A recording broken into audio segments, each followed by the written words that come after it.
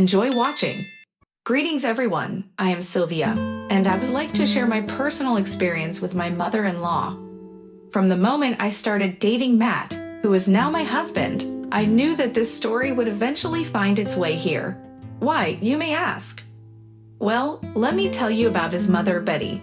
She has always treated me poorly right from the start. This woman is truly awful. I still can't believe I managed to tolerate her for such a long time. She is a major nuisance and refuses to change her ways. It all began when we first met. Betty is an incredibly judgmental and ignorant individual who believes she is superior to everyone else. In reality, she holds a low-paying job and relies on her son Matt for financial support. When I initially met Betty, she didn't seem impressed with me. That was fine, considering she didn't even know me at that point. However, it soon became apparent that her opinion of me would not change. She remarked, "So my son tells me that you work from home. I didn't realize there were jobs that allowed you to work from home anymore. I bet they don't pay more than minimum wage." Well, Betty, that's not true. My job actually pays quite well. I managed to earn $80,000 per year, which I believe is a decent salary. I don't need to be in an office to do my work effectively. To which she responded, "Wow, they pay that much just for lounging around the house and being lazy." I had no idea. I suppose people nowadays lack proper work ethics to go to an actual office. Not everyone can be as hardworking as me. Her words and tone were filled with judgment. I soon realized that she viewed me as inferior to both her and her son. Surprisingly, she never explicitly stated that I didn't deserve her son. However, she continuously belittled me. While demonstrating her wealth and sophistication, she made an odd and irritating remark. However, things took an even stranger turn when she inquired about my parents, Sylvia. "Do they reside in this vicinity? I have never come across your family name in these parts before.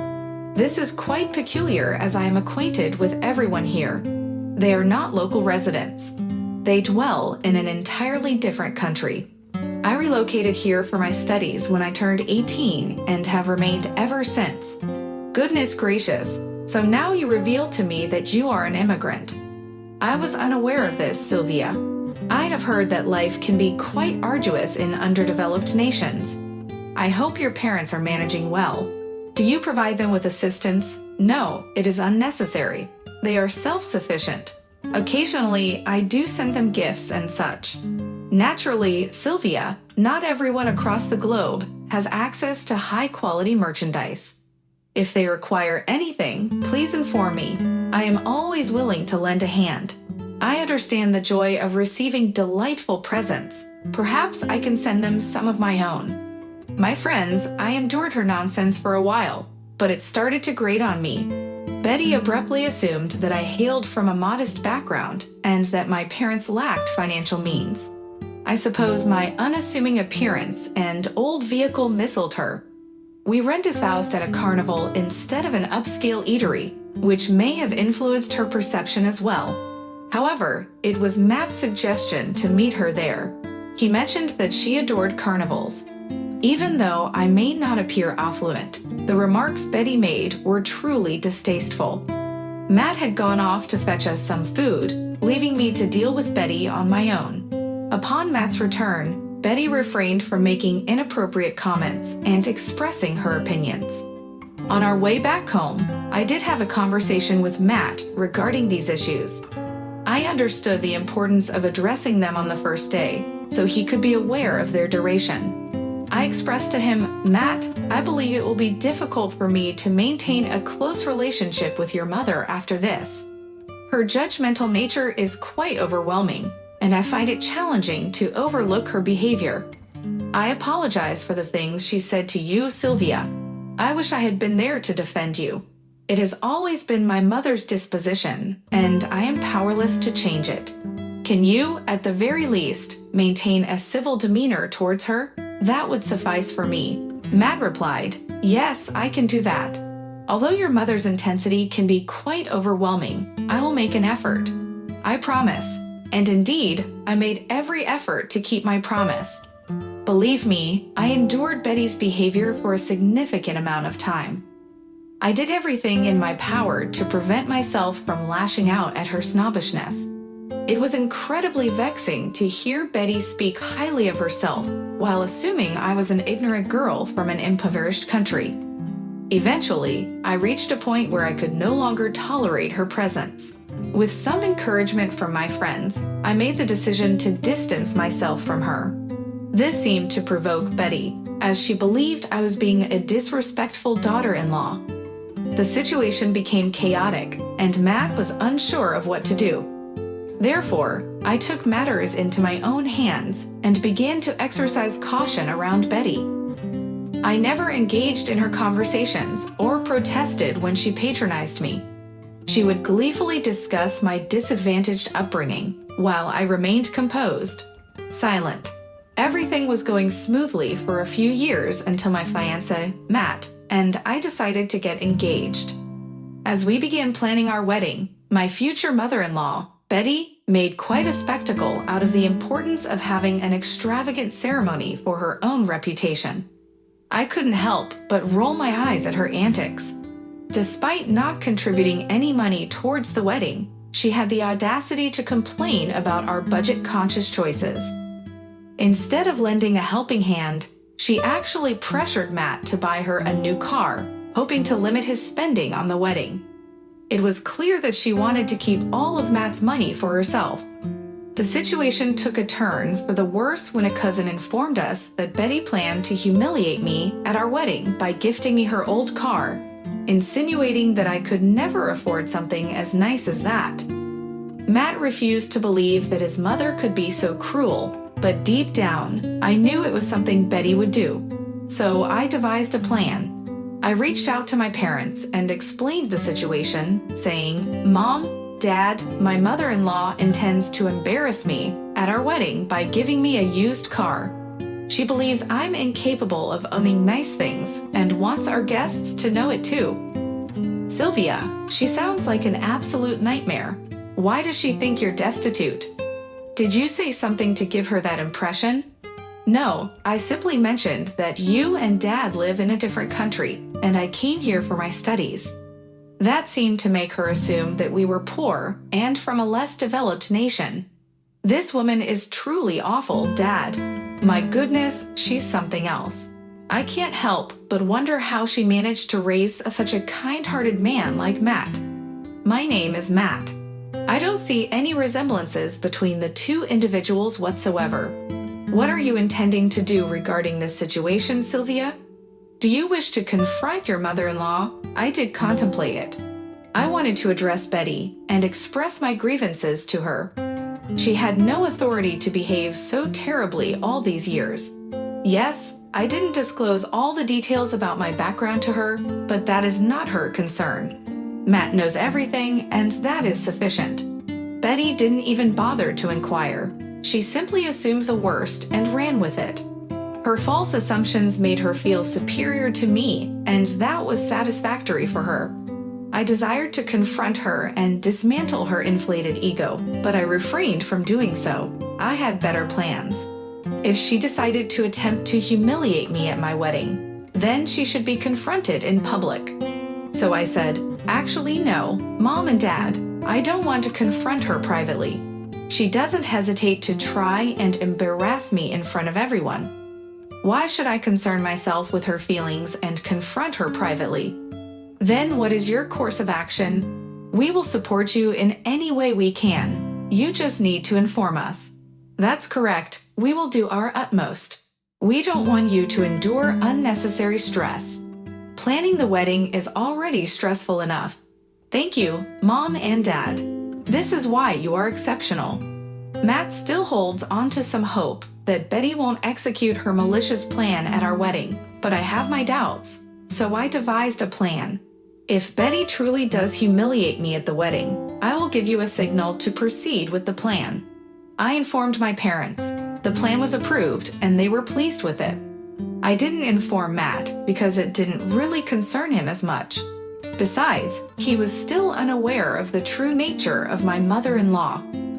so I chose not to disclose the plan to him. I was aware that Betty would not be able to control herself and would fall into my trap. If she believed she could humiliate me and get away with it, she had another thing coming. On the day of my wedding, everything went according to plan. The day was going splendidly and we were all having a wonderful time. Matt and I were extremely happy and eagerly anticipating the speeches from everyone at the reception. It was at that moment when Betty decided to make her grand entrance onto the stage. She took the microphone and droned on and on about how happy she was for her son and how much effort she had put into making this day happen. It was rather dull and had a self-centered vibe. However, just as I was starting to lose interest, she announced her gift to me in front of everyone. She said, "So I have made the decision to give you, Sylvia, my dear daughter-in-law, my old car as a wedding present. I feel so generous to give you something that you could never even dream of. To be honest, this car has been my pride and joy for over 5 years. It's a fantastic car, really. But now that my son has promised to buy me a new car, I thought you should have it and consider it your wedding gift from me. I'm sure you'll be absolutely thrilled to own such a lovely car. I can confidently say that I have given you the best gift out of everything you have received from your family. It's just a way to demonstrate how much I value you. I appreciate your gratitude. I trust that this present serves as a reminder of my generosity towards my loved ones." Betty continued to talk endlessly about how she must have had a profound impact on my life by gifting me a used car. The way she spoke about me and my family was condescending and utterly shocking. I didn't understand why she assumed that I came from an unfavorable background. My parents reside in a different country, so Betty has never had the opportunity to meet them prior to the wedding. Since I don't divulge personal details about my family, Betty automatically assumed that I belonged to a disadvantaged family from a developing nation or something of the sort. I could sense that the majority of the guests were becoming uncomfortable with Betty's speech. As I mentioned earlier, she is an extremely uninformed and dreadful woman. Even Matt appeared visibly embarrassed by his mother's behavior and occasionally gave me an apologetic glance. I gently squeezed his hand to assure him that I had the situation under control. Betty would not be allowed to humiliate my parents. I exchanged knowing smiles with my parents, who assured me that they knew what needed to be done. It was time for the show to begin. As soon as Betty finished her absurd speech and left the stage, my parents took her place. They expressed heartfelt words about us that brought tears to our eyes. Then they said something that wasn't meant to be heard by everyone, but the circumstances called for it. They stated, "We have been longing to visit this country to meet our son-in-law and his family for a considerable amount of time. Unfortunately, due to our prior commitments, we have been unable to do so until now. In the realm of commerce, it proved to be quite challenging to formulate any concrete plans. We are pleased that this matrimonial celebration has granted us the opportunity to acquaint ourselves with all in attendance. We thoroughly enjoy our presence here, ensuring that our beloved daughter is under the care of capable hands. This wedding will undoubtedly occupy a prominent place in my thoughts for an extensive duration, as it marks the union of my sole offspring. Now, as we find ourselves already engaged in a discourse regarding wedding offerings on this platform, it seems appropriate to divulge our modest token of affection to all present. Uncertain of the customary practices in this setting, I was unsure if it would be suitable to announce our contribution in front of the entire gathering. However, rest assured, there is no cause for concern. We eagerly anticipate learning of the gift you have chosen for your daughter. There is no need to feel bashful about it. Each person has the means to offer according to their own financial circumstances. I am confident that nobody here would harbor any ill feelings or pass judgment on a heartfelt offering from loved ones." Betty, in her attempt to appear clever, subtly insinuated that my parents were hesitant to disclose their modest present in front of everyone. She endeavored to adopt a condescending demeanor, which greatly irked me. Little did Betty know the embarrassment she was about to experience once my parents unveiled their gift. Although I was already aware of their intended offering, I had advised them against discussing it during the wedding festivities.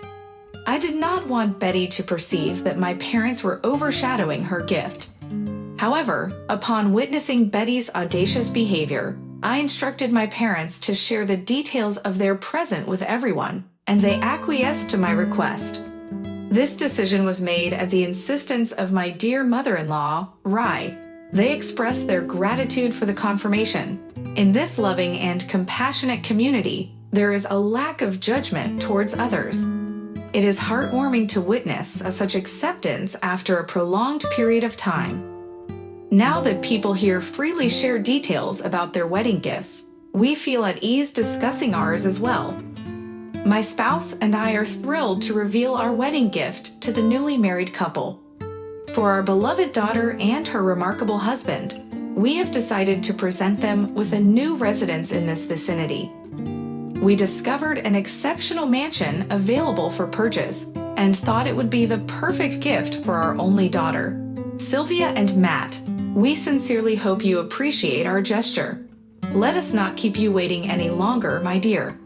Additionally, we have chosen to provide you with a monetary gift to renovate the house and furnish it according to your preferences. We wanted to ensure that you both have a promising start to your married life, hence why we decided to offer the complete package. We hope you are pleased with your gift. Upon hearing this, Matt and I expressed our heartfelt gratitude to my parents. Our guests were taken aback by their generous present as it was unexpected. Everyone was aware of the specific mansion they were referring to, which happens to cost approximately $500,000. The accompanying check amounted to an additional $20,000, allowing us to furnish the house to our liking. Matt was pleasantly surprised by this unexpected generosity. However, his mother, Betty, appeared visibly embarrassed and kept her gaze fixed on the ground. Witnessing Betty receive a symbolic reprimand was truly magnificent. But the amusement didn't end there. Betty is truly unique. This woman had the audacity to approach us and express her dissatisfaction with the gift my parents gave. One would have thought that she had finally learned her lesson. However, it turns out she is shamelessly unapologetic. She took us aside after the speeches and remarked, "That was incredibly thoughtless of your parents, Sylvia. I am deeply embarrassed and appalled by their behavior today. I couldn't believe what I was hearing." "What do you mean, Betty? My parents have always been kind to everyone, including you. What is the issue?" I asked. Betty had the audacity to respond, "You're asking me what my problem is? Well, your parents should have some manners and not flaunt their gift in front of everyone.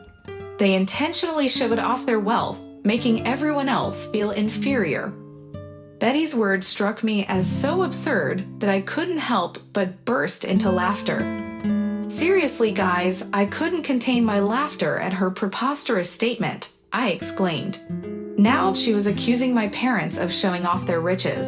I retorted, "I have no idea what you're talking about, Betty. You were the one who encouraged them to announce their gift in front of everyone. They simply followed your example. How did they suddenly become inappropriate?" Betty claimed that my parents knew their gift would overshadow everyone else and even made her feel embarrassed. She insisted that this was unacceptable. "Your family proposed me, Betty.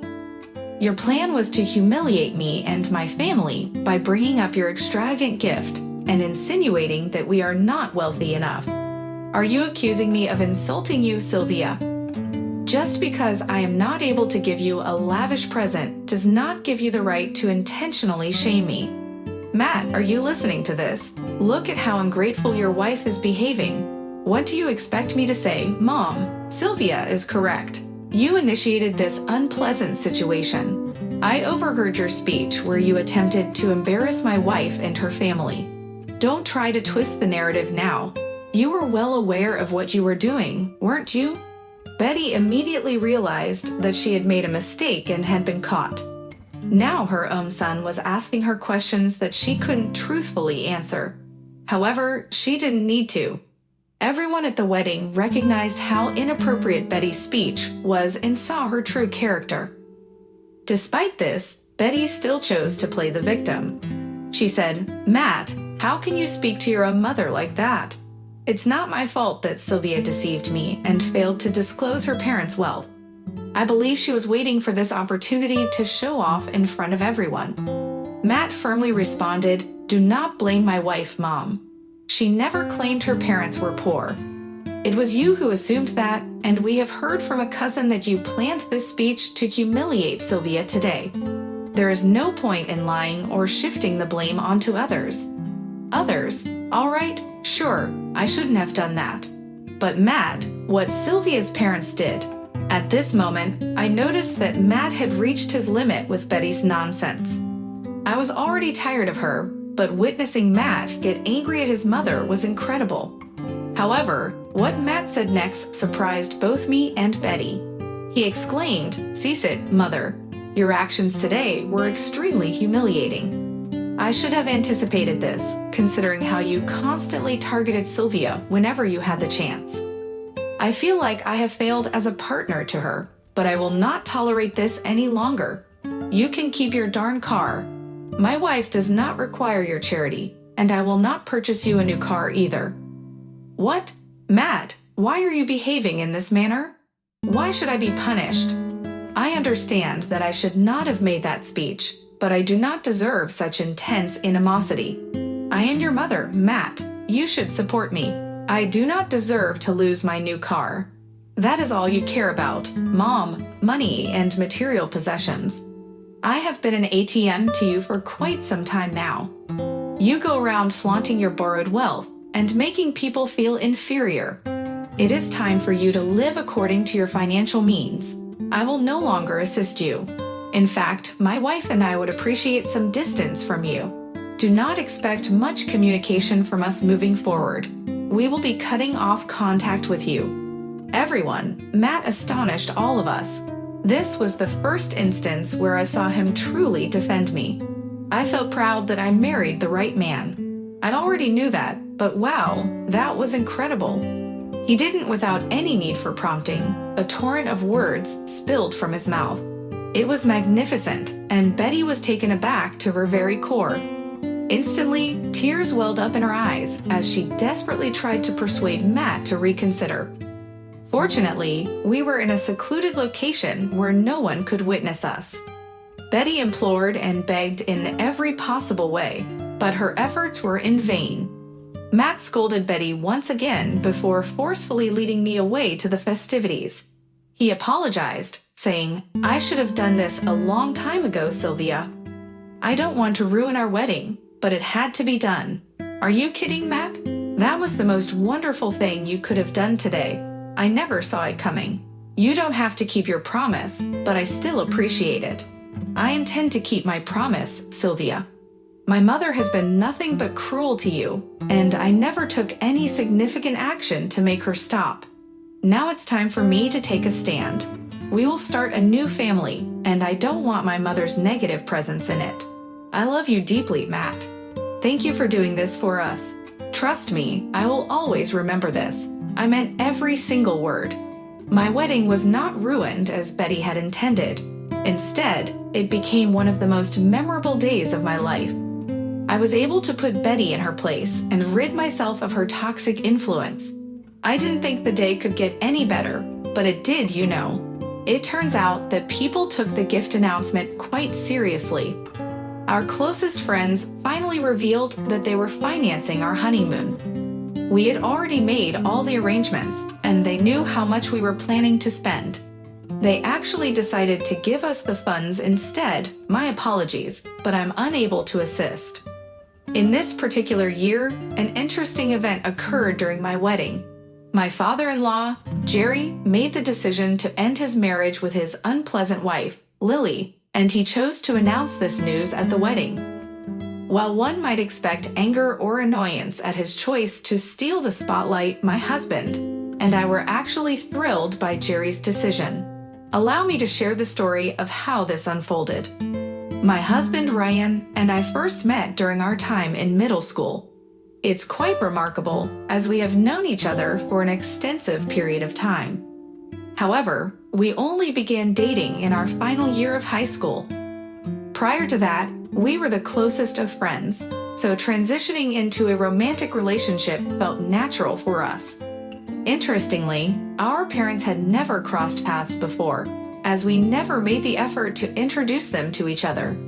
Instead, we always met up at school or in parks for our hangouts. It wasn't until 4 months into our relationship that we finally introduced each other to our respective families. My parents had heard plenty about Ryan, but had never had the opportunity to meet him in person. Naturally, they were delighted to finally make his acquaintance. Before this meeting, Ryan had warned me about his own parents, particularly his mother, who could be quite challenging to handle. I had always been hesitant to share details about our relationship with my parents, and Ryan explained why. "You see, my parents are quite different from what you might expect," he said. Curiosity piqued. I asked if they were perhaps extraterrestrial beings. Ryan chuckled and assured me that while he may have exaggerated, his mother could indeed be difficult to deal with. On the other hand, his father was a cheerful and lighthearted individual who loved cracking jokes. As for my own mother, well, let's just say she can be quite demanding, to put it mildly. But my father is absolutely amazing. He's a jovial person who always manages to bring a smile to everyone's face with his humorous remarks. I am certainly thrilled to meet your father, but should I be concerned about your mother? Honestly, yes. However, regardless of what she says or does, it will not have any impact on our relationship. You just continue to be yourself, and we will be fine. All right, I am nervous, but I will trust that this will not affect us. I assure you it will not affect us. Ryan was correct in warning me. Meeting his parents was incredibly uncomfortable. His father was nothing like he had described. Jerry was very reserved. He was quiet and introverted. Even when I asked him a question, he would respond with brief replies. On the other hand, Ryan's mother, Lily, was quite unpleasant. She was loud and annoying. She repeatedly invaded my personal space and privacy. She had no filter and spoke whatever came to her mind first. Ryan had to politely ask her to be quiet every time, while his father, Jerry, looked at Lily with a look of complete exhaustion. After that initial meeting, Ryan was clearly embarrassed. He apologized profusely and assured me that he would understand if I never wanted to see his parents again. However, I was not going to do that. Family is family. They may have their quirks, but they always support you. I was not going to deprive Ryan of that kind of support. The day after I visited Ryan's parents, Ryan called me to inform me that his father wanted to meet us at our local coffee shop. I was surprised because I couldn't imagine the reserved man from the previous day ever wanting to speak up, but I did go there to meet him. "Greetings, my child. Hello, Nessa. Hello, father. Hello, Jerry. Why the sudden clandestine gathering? Unless, oh dear, is mother coming? No, I wanted to convene with you all for that purpose. I wish to offer my apologies to Nessa." Me? But why? Simply for the way events unfolded yesterday. I acknowledged that Lily's behavior was completely unacceptable, and my failure to address it was also remiss. I would have intervened, but I had reached my limit with her yesterday. "Oh, it's all right. There is no need for you to apologize. You did your utmost and have made amends. Son, you have chosen well. I approve of her. So, how long have you two been acquainted?" "Since our time in 7th grade, seriously. And why have we never heard of this beautiful and remarkable woman before? You saw I last night, Dad. Well played. After that, we simply spent time together for a while." Jerry did turn out to be somewhat as Ryan had described him. He appeared quite weary, and I genuinely wished the best for him. He did not deserve someone like Lily. Naturally, I never expressed this to either Ryan or Jerry, but I hoped that at least one of them shared my sentiments for their own well-being. In our second year, we had to vacate our dorms, so we decided to move in together. Let me tell you, living with Ryan felt like living with my closest friend, perhaps because he was my best friend first. Anyway, it was a wonderful transition because we were able to spend even more time together. Throughout college, Jerry would organize these covert gatherings for us to hang out and catch up. Initially, I felt anxious, but as I spent more time with Jerry, I became more at ease. It was easy to tease him without feeling shy. He turned out to be a remarkable person. After we finished school, Ryan and I waited 2 more years to achieve financial stability and fully embrace adulthood. Once we reached a comfortable point, Ryan proposed to me. Naturally, I was ecstatic about it. We remained engaged for an entire year, balancing wedding planning, work, and budgeting. Fortunately, Jerry supported us. He didn't inform Lily about anything because we didn't want her to interfere with our big day. However, when we sent out the invitations, Lily was furious. We explained that it would be a small event and we didn't need any extra help.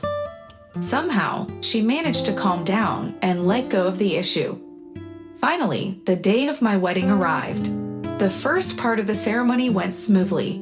Walking down the aisle in front of our guests and standing next to Ryan, who was crying, was truly a magical moment.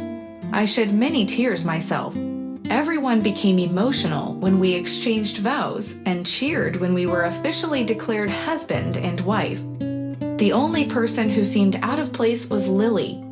Although she didn't express her disapproval of the wedding openly, she did certain things to make it known. She constantly rolled her eyes, sighed loudly, and even interrupted my vows at one point. Chuckled. However, Ryan and I simply disregarded her behavior because we knew that the focus of the day was on us. When it was time for the reception, everyone arrived looking flawless. Ryan and I were showered with congratulations and compliments. We started off the reception with a dance and some beverages. Needless to say, everyone was content. Well, except for the person you're aware of. At least this time, everyone had the option to avoid her, so she mostly stood alone in a corner. Jerry attempted to get her to join the dance floor, but she adamantly declined. Finally, it was time for speeches. All the guests were seated at their tables. Ryan was the first to stand up and give a speech about us, and I followed suit. I think it was safe to say that both of us were overcome with emotion. Then our maid of honor and best man gave their speeches.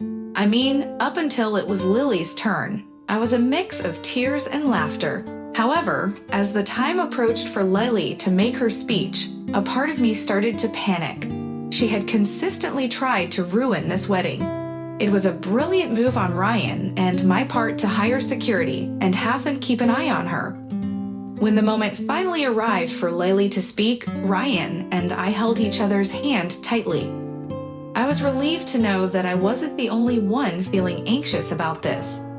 I didn't want Lily to say something that would get her kicked out because I knew she cared for Ryan, and I knew that this event meant a lot to her since she had always dreamed of attending her child's wedding. So quite literally for her, I hope she didn't ruin it. Greetings to all. I am delighted to be present here. For those of you who are unaware, I am the mother of Ryan. It is truly a pleasure to attend my child's wedding. However, if Nessa had allowed me to assist in planning this wedding, I would have certainly invited a larger number of guests. But you know what? It is their special day, so I will respect their decisions. Anyway, I am pleased that my son is happy. I wish he had found someone who is, more attractive. No need for the shocked reactions. We all had similar thoughts. But let us welcome the least attractive member into our family. No, please give me the microphone. I cannot allow Lily to make such comments. That is not very kind. But Ryan and Nessa, I genuinely am happy for both of you. Nessa, you are an intelligent and resilient woman. You have handled everything that Lily has thrown at you with great poise. It is remarkable. I may not have invited her, but you are such a gracious young lady that you do not deserve this kind of treatment. I am also thrilled to see my son so content. It has been a while since I witnessed that, and evidently not everyone can fully appreciate it. so I am uncertain about welcoming the least attractive member into our family, but I do know that we are bidding farewell to one. Here in my hand are divorce papers for Lily. What? You cannot do that. I am fed up with the way you have been treating Nessa. I no longer wish to deal with you, and I believe Ryan and Nessa would be more than willing to let you go as well. Actually, I think everyone here would be delighted to, as I witnessed your departure. Am I correct? The crowd exploded in applause. Lily appeared on the verge of tears. Jerry grinned as he approached her and placed the divorce documents on the table in front of her. Lily attempted to grab his arm to berate him, but he skillfully evaded her and returned to his seat. Ryan and I were astounded. I genuinely cannot think of any other word to describe what we felt at that moment. Personally, I was initially deeply hurt when Lily uttered those words. I had already motioned for security to remove her, but to witness Jerry standing up for me and serving her with divorce papers, I was astonished. Ryan was in the same predicament. He transitioned from anger to shock. However, at that particular moment, I was certain he was also secretly pleased. Lily began screaming about how I had manipulated everyone in the room.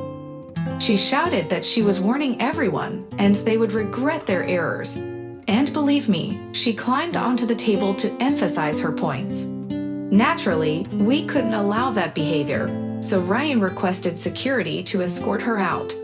However, Lily wouldn't leave without a struggle. She started kicking and thrashing about, making it even more difficult for the security guards, who had to physically drag her out. In that moment, I was genuinely frightened of her.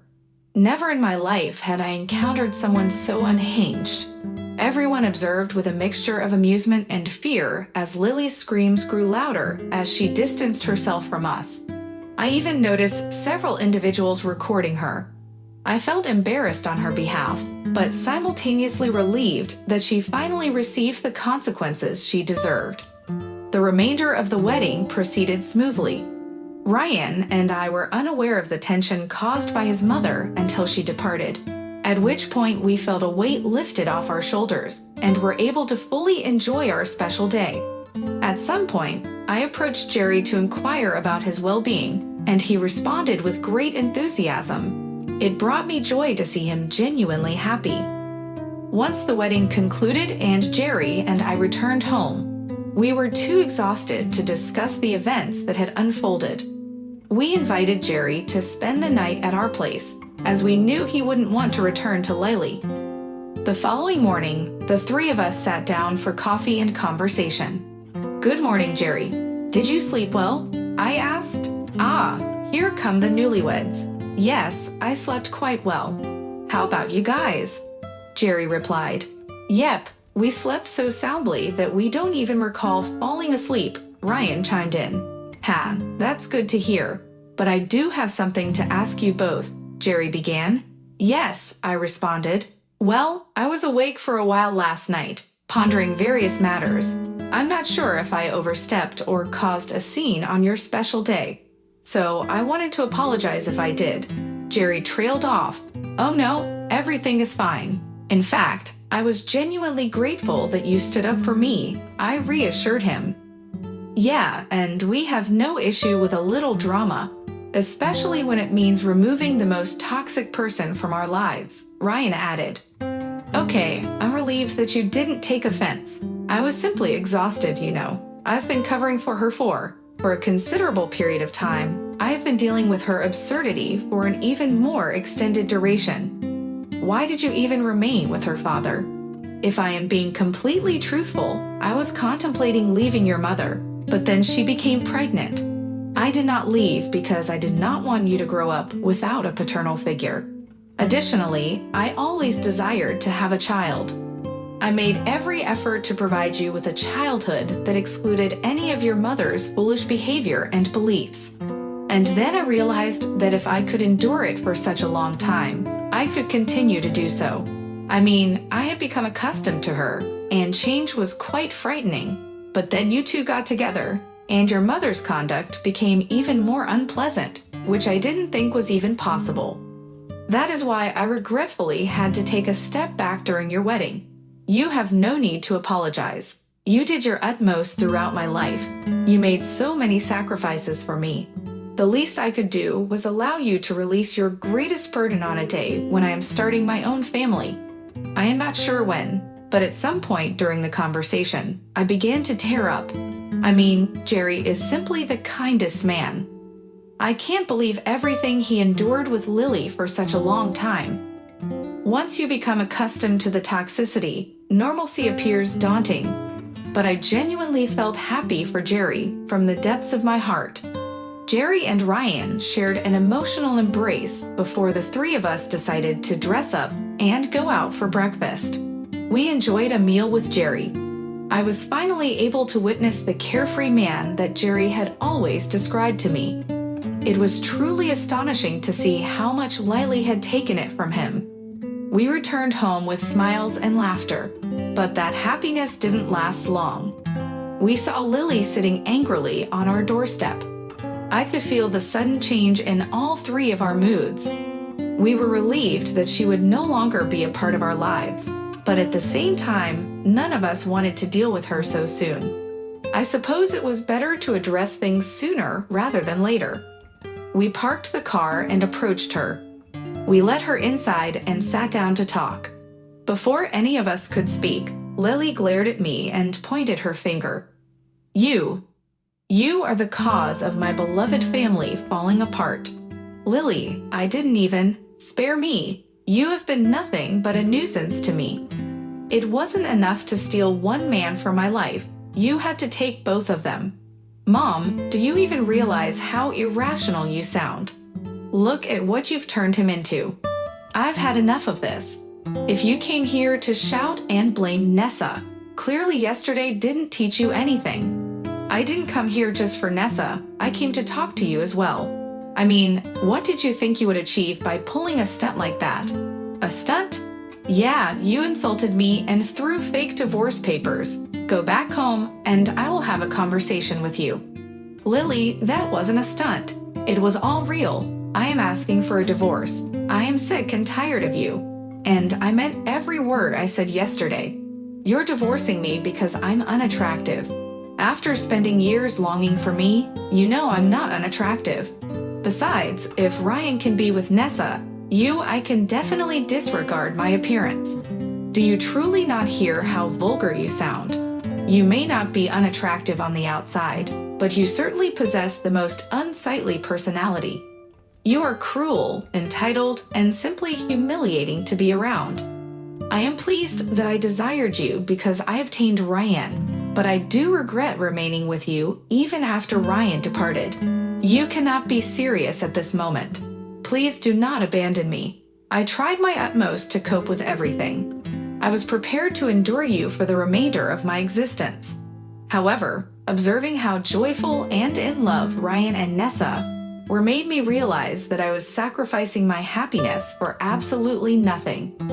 Your little speech against Nessa only confirmed it for me. I wished to wait until we returned home, but I simply could not. Mother, none of us desire your presence here. Could you kindly depart? I will make your life miserable, Nessa. Believe me, this is entirely your fault, and I will make you suffer the consequences. That is enough now. I will come retrieve some of my belongings tomorrow, but afterwards, I expect you to communicate with me solely through my lawyer. Farewell. I was genuinely relieved that Lily left without causing much commotion. I was upset that she truly had the audacity to come over to our residence only to shout at me, particularly when I truly did nothing. But Jerry, Ryan, and I decided we needed to relax, so we did not really discuss it. Instead, we settled down to watch a television series and simply enjoyed laughing and spending time with one another. That night, Jerry did inquire if we had overstepped by assuming that we would allow him to stay. Throughout the duration of his divorce proceedings, he remained in our company. We reassured him that he had never crossed any boundaries and that we would support him until the very end. It seemed like there was always a new issue arising with Jerry, but I was truly grateful to have such a wonderful man in my life. The following weeks were filled with visits to the courthouse. Lily attempted to claim a significant portion of Jerry's assets, despite having signed a prenuptial agreement, which ultimately ended up costing her more than she would have gained. She persistently came to our residence to bother us. Once the divorce was finalized, we had to involve the police and, following their advice, obtained a restraining order against Lily. It was disheartening to witness Lily's downfall, but karma always has a way of catching up. Currently, Jerry is in the process of moving back into his house, while Lily has moved out, taking her belongings with her to an unknown location. Ryan and I are assisting Jerry with his move and helping him settle back into his home. Surprisingly, Ryan is handling his parents' divorce better than expected. His mother's mistreatment towards me only solidified his dislike for her, and his father's support for me increased his admiration for his dad. At the end of the day, all of us are happier now. This entire experience has shown me the significant impact a person can have on your mental well-being. Therefore, it is crucial to always surround yourself with caring individuals who uplift you. Hey, hello, everyone. My name is Imogen, and I am 29 years old. Some time ago, I went through a separation from my abusive spouse, Trevor. I was trapped in an extremely unhealthy marriage, and sometimes you require a push from someone to break free from such circumstances. Surprisingly, that push came from none other than my mother-in-law, Kiki. Trevor and I had an unexpected encounter at the Cheesecake Factory. It was amusing because we coincidentally shared the same birthday and happened to be celebrating there. Trevor had a captivating appearance with long, slicked back hair and an endearing face. My friends encouraged me to approach him and obtain his contact information, so I did. That's how our conversation began. Trevor, on the other hand, was a man of few words, quite enigmatic, you know. He had a knack for keeping his emotions hidden, not expressing himself much. But curiously, there was an unsaid understanding between us, a kind of unspoken bond that felt comforting. After a year of dating, we decided to get married. We purchased a house, both of us were employed, and things seemed quite stable. Approximately a year into our marriage, we felt it was the appropriate time to start a family. When I discovered I was expecting a child, I was overjoyed. I shared the news with Trevor, and he was elated. We even organized a party to reveal the baby's gender, and it turned out to be a boy. Trevor had always dreamed of having a son, and he couldn't have been happier. He began preparing the nursery for the baby, assembling the crib, and discussing all the wonderful moments he envisioned experiencing as a father with his son. But our world was shattered when I went through a miscarriage. I dialed 911 while Trevor was away. When he arrived at the hospital, the doctors delivered the devastating news that we had lost our baby boy. It affected both of us deeply, especially Trevor.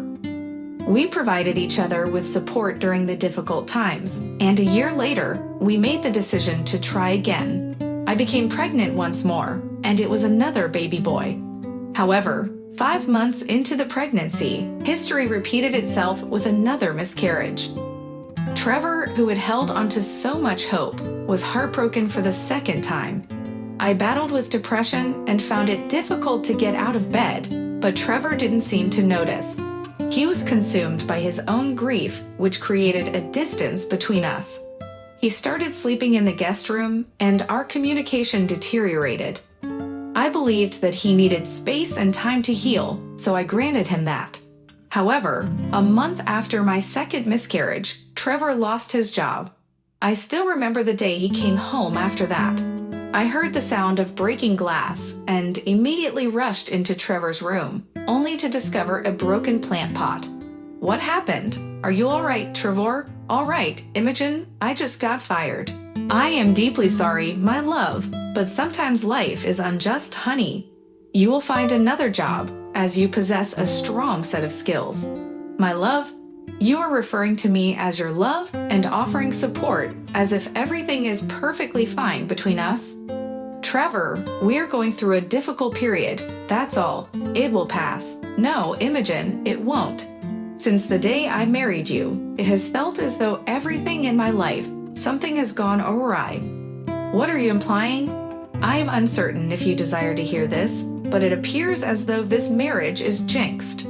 2 miscarriages, the loss of my employment after 4 years. It seems as though the cosmos is opposed to our efforts to establish a family or progress in life. I am simply exhausted. Trevor, that is not accurate. We have deep affection for one another, and we embarked on this marital journey together. Every marriage experiences its share of highs and lows. Do not fret, I have my job, and I will handle everything until you secure a new one. Just leave me be, all right? Depart from my room. It was the most extensive conversation we had engaged in over the past few months. Hearing Trevor label our marriage as cursed felt like a piercing blow to my heart, but I comprehended that he was overwhelmed. Perhaps it was my love for him that instilled empathy within me. The loss of 2 pregnancies and his job had taken a toll on him. It felt as though misfortune had become an unending pattern. I resolved to grant him some space. The following day, I departed for work without inquiring about Trevor's plans or if he intended to remain at home. Upon my return, Trevor was seated on the couch, an almost empty 6-pack of beer beside him. I attempted to engage him in conversation, asking how he was feeling, but all I received was silence. I persisted in urging him to respond, and he simply stated, "I am fine. I am going to sleep now." That was the extent of his communication. It had been nearly a week since Trevor lost his job. Each day when I departed for work, he remained firmly planted on the couch, fixated on the television. And upon my return, the scene remained unchanged, except for the mounting collection of empty alcohol bottles. I couldn't help but worry about him. One night, overcome by my growing concern, I finally confronted him. "Hello there, how are you doing? Did you manage to have your midday meal?" "Yes, I ordered some Chinese takeout." "Excellent choice. Actually, I wanted to discuss something with you. I understand that it has been challenging and you are going through a lot. However, I am worried about the quantity of alcohol you consume, Trevor. I will determine what actions I need to take. Just because you are the one earning money doesn't mean you can control everything in this household." "Darling, that's not what I meant. I have been contemplating that, given all we have been through, perhaps we should consider therapy either as a couple or individually. Whichever you feel comfortable with. I have also been struggling. Can you please stop portraying yourself as the sole victim here? I also lost those pregnancies, you know. I need some fresh air. I am going out." I found myself caught in a cycle of challenging discussions with Trevor. No matter how much I tried to show empathy and understanding, he continued to shut me out, disregarding my emotions. It was a battle, and I didn't know what to do. Trevor wasn't ready to accept the assistance I wanted to offer.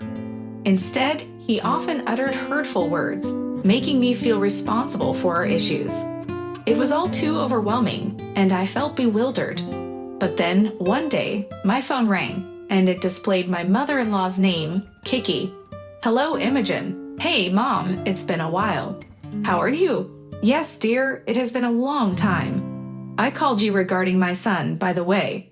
"Oh yes, he must have informed you about the occupation." "Indeed he did.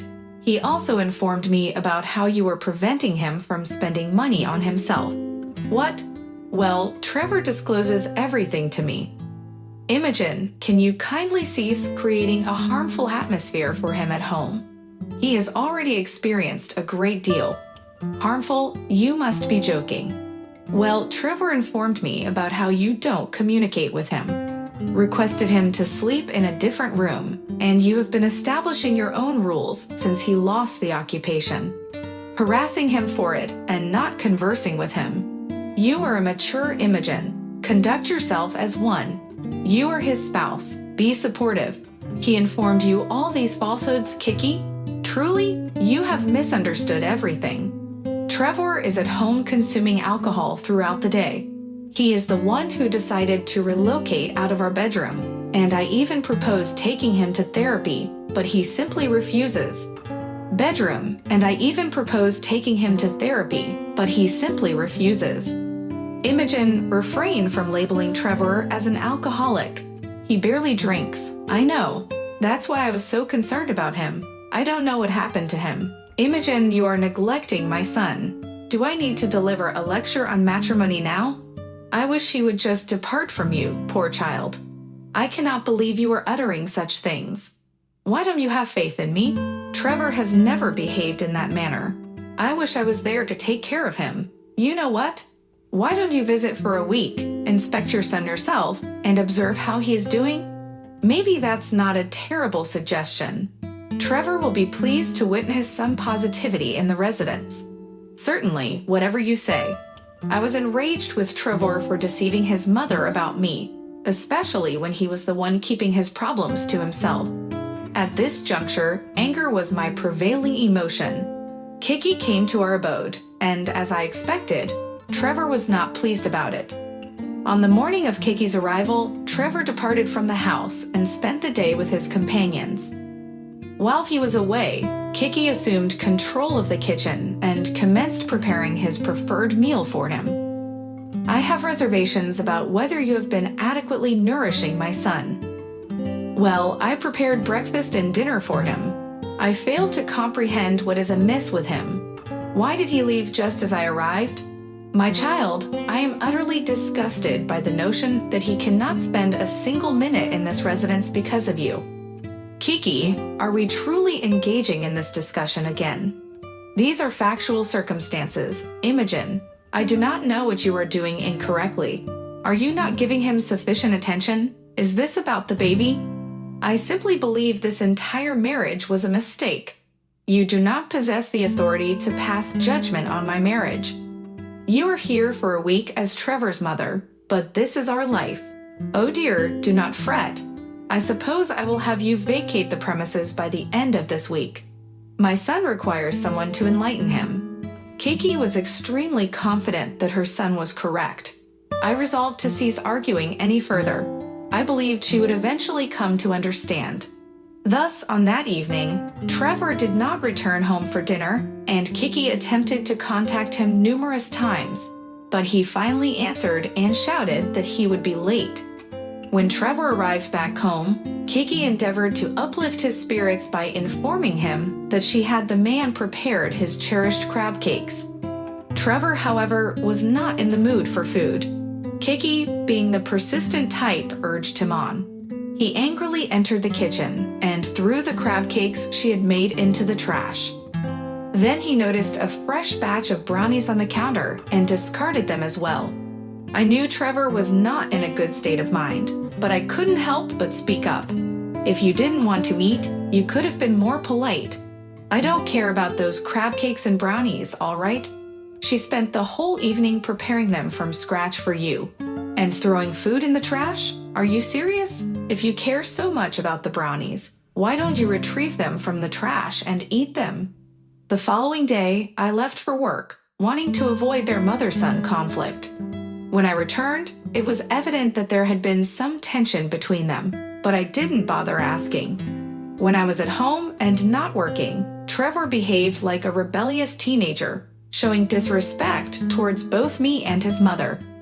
He would make hurtful remarks about Kiki's character and his father leaving, and I felt sorry for Kiki, even though she believed I was the issue. One morning, when I woke up, Trevor and Kiki were arguing. I entered the living room. Trevor, why don't you come with me to the yoga session I have scheduled for us? It would be beneficial for both of us. Yoga? Seriously, Mom? You think I have time for that nonsense? It's just an hour, Trevor. It can help alleviate some stress. It can also assist you with managing your anger, son. Anger? You want to discuss angry mother? Let's discuss how you negatively impacted my childhood with your promiscuous behavior. The reason my father left you was because I was upset about it. But did you take any responsibility for your actions as well? Trevor, please refrain from mentioning your father. This conversation is about us. When are you planning to leave again? Trevor, who are you? Why are you being so disrespectful towards me? Well, this is who I am now. I need to assist my friend in repairing something. I will see you later." Trevor departed and forcefully shut the door in our faces. "Look at what you have done to my son. This is the result of confining someone. Can't you perceive the true situation? I have had enough of both of you. First, Trevor refuses to communicate with me for some inexplicable reason. And now you are solely blaming me, assuming you have everything figured out. I am going to work." When I returned from work, everything was in complete disarray. Kiki had her suitcases packed, and both Trevor and Kiki were present. I was genuinely bewildered about what was happening. "Wait, Kiki, I thought you were planning to leave at the end of the week. What is going on?" "I don't know. I went for a stroll, and when I came back, I discovered all of this." "Mom, you are going to leave. I arranged a flight ticket for you to return home, and I paid for it using my card. I also took some cash from your wallet. It's your ticket, not mine. But why, son? I am your mother. Why are you pushing me away? You are attempting to control my life. Mom, telling me not to drink, to get my act together. I am an adult now. What is wrong with you? I only want what is best for you, just like when you dated Steve after my father departed, and he used to physically harm me, but you disregarded it completely, Trevor. Why can't you move on? Is that girl influencing you to rebel? I observed her with you outside the other day." "Which girl? Be quiet, mother. Why must you always speak without thinking?" Trevor grabbed an empty bottle of beer that was within reach and attempted to throw it at Kiki. She managed to dodge it, but she injured her hand, causing a slight bleeding in her finger. I could no longer stay silent, witnessing another woman in distress like that. "Trevor, that's enough. She is your mother. Leave and don't return until I give you permission. Stay wherever you want, but stay away from here." I was truly perplexed by what had just unfolded.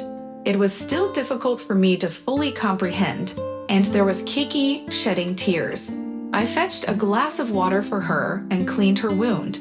Then I helped her sit down. My mind was filled with unanswered questions.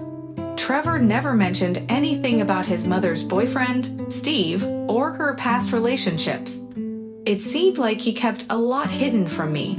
I knew Kiki had gone through a divorce, but she never spoke about any of her boyfriends, and this mysterious girl she mentioned. I had a strong intuition that the forthcoming answers would be hard to accept.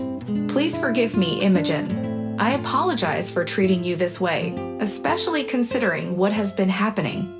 Well, Kiki, I need the truth now. What is going on? Firstly, Trevor has been unfaithful to you. What? With whom? How long has this been happening? What has been happening? I am not aware of all the specifics, but a few days ago, when he was absent and you were at work, that woman came over. I had a discussion with her. She appeared to be unaware that Trevor was married. It now makes sense why he was absent on those nights. I trusted him and he betrayed me like this. Trevor's father also cheated on me. I would blame myself for Trevor's current state. I had some abusive boyfriends and I neglected Trevor when he needed me. What's done is done. You did neglect Trevor. However, that is no justification for his current actions. You have witnessed his recent behavior, and what he did today was completely inappropriate. I am not making excuses for Trevor. I can't even recognize him anymore. He needs assistance. He is becoming the person he once feared. He has transformed into a monster. From one woman to another, Imogen, I implore you to leave him. He has mistreated and cheated on you, and now he is ruining his own life. You have a future ahead of you. I am deeply sorry for my son. You should have a conversation with him. You can stay here for 2 more days until your scheduled flight. I suppose Trevor has a place where he can comfortably stay. So Kiki stayed with me for an additional day, and we didn't hear from Trevor. No calls, no texts, no apologies. To be honest, I knew the end of this relationship was approaching in some way.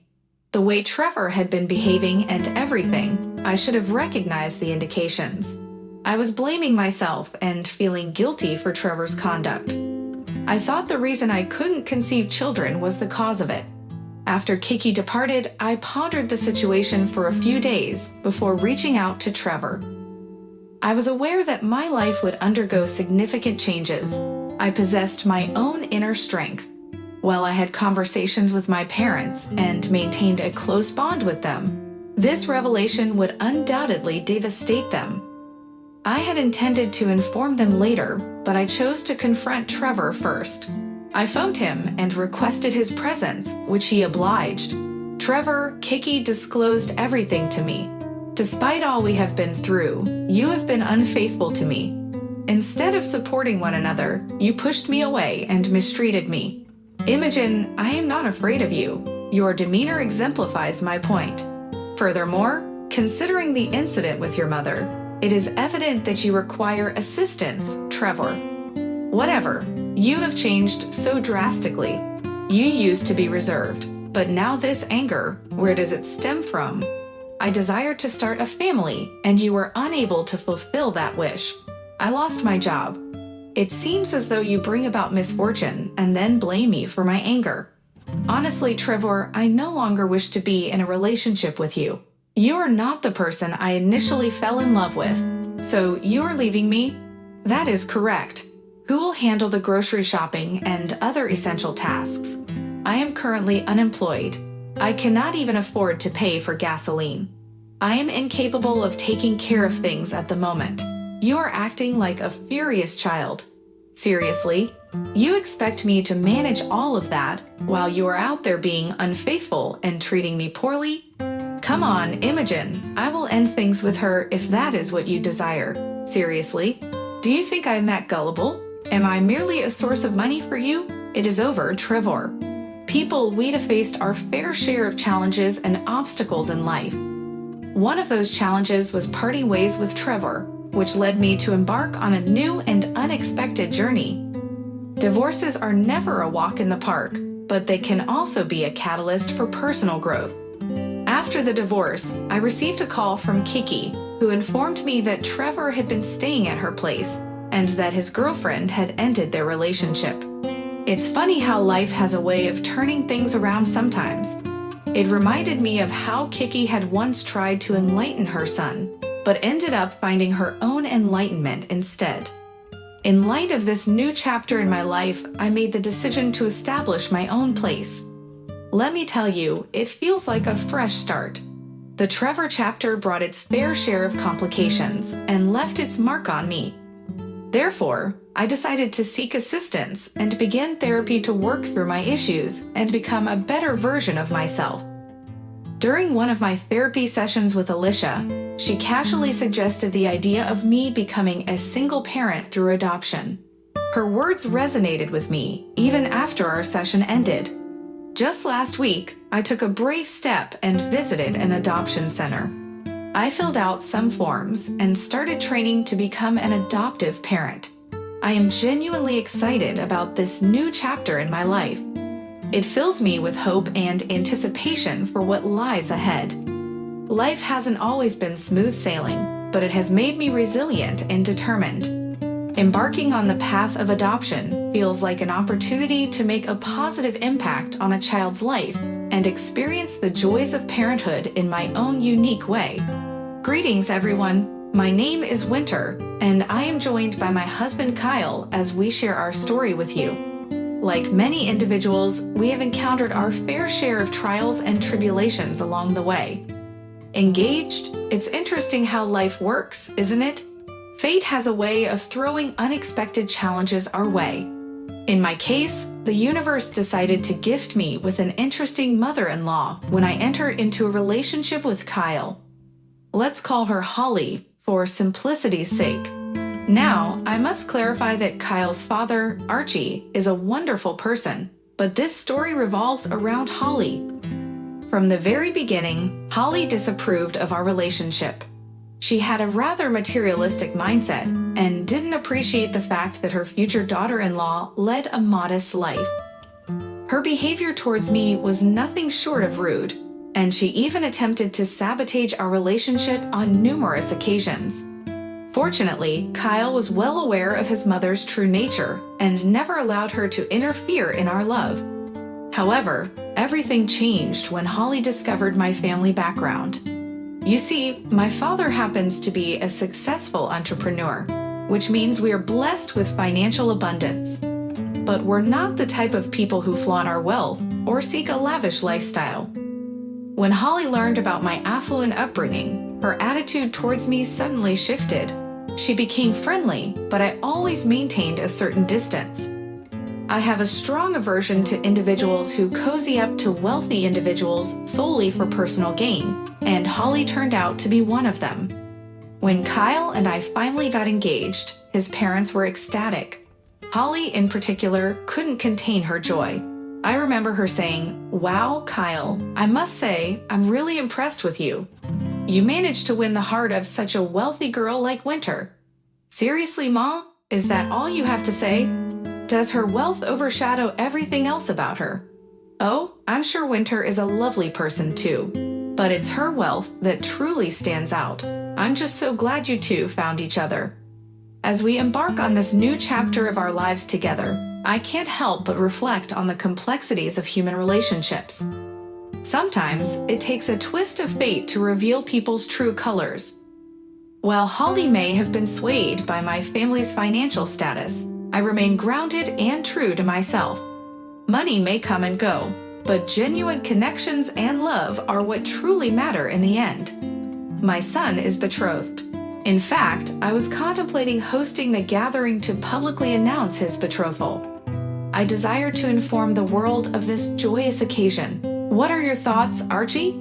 Yes, I would also like to arrange a celebration. Consider it a small soiree to commemorate the engagement from our side. There is no need for you to spend any money on this. We will take care of all the arrangements. It will serve as a splendid opportunity to acquaint everyone with the upcoming winter season before the wedding. I believe it's a splendid idea. Engaging in conversations with everyone on the date of the wedding might prove to be challenging. I believe it's a splendid idea. Engaging in conversations with everyone on the day of the wedding might prove to be challenging. Through this gathering, I will have the opportunity to get to know many individuals better. It sounds exhilarating. I concur with Winter, it does sound exhilarating. Count us in. I will be delighted to introduce my future spouse to everyone. To be honest, I had reservations about Holly's suggestion. I understand that Archie had good intentions, but Holly seemed overly enthusiastic about the party. Additionally, there was another issue weighing heavily on my mind. My father had discovered something about Holly, and I was unsure how to handle this information. It was not a trivial matter that I could simply disregard. Yet I remained uncertain whether I should take any action regarding what I knew about Holly. This dilemma consumed me for days. With the party date drawing near, I found myself in a state of confusion about what course of action to take. That was until my beloved mother-in-law messaged me one day. The demand she made truly angered me. She stated, "Just so you are aware, you are expected to bring a thoughtful present to this gathering. It will greatly enhance the atmosphere," introducing herself into our family dynamic. It is expected that I demonstrate my social standing by presenting a lavish gift to her. What? But why Holly? I believe this gathering was simply to celebrate our engagement and upcoming wedding. I was unaware of the obligation to bring a gift. Kyle never informed me about this. Kyle lacks knowledge of proper manners. We are hosting a grand celebration for you, Holly.